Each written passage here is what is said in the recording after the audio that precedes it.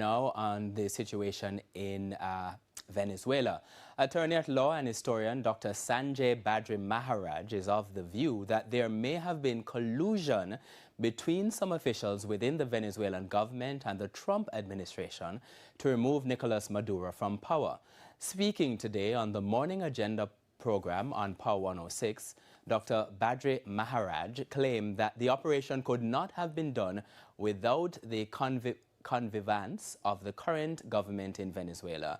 He pointed out that the Venezuelan military remained largely untouched during the invasion and was still not able to effectively defend the South American country. Why I say there has been connivance is for one very important thing.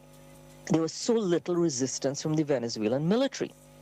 And I contrast this with even unpopular governments like Panama, where the Panama Defense Forces put up a fair amount of resistance, if not particularly effective resistance. They put up quite a bit. Grenada, where you had an extremely unpopular government in Revolutionary Military Council at the time in '83, they put up more resistance.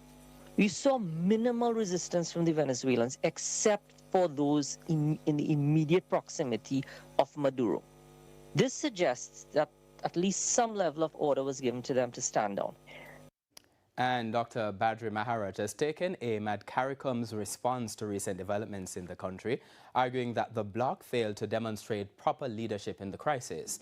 He says the response fell far short of what the moment required. He argues that statements of this nature do little to influence international affairs and instead reinforce the perception of CARICOM as ineffective on the global stage.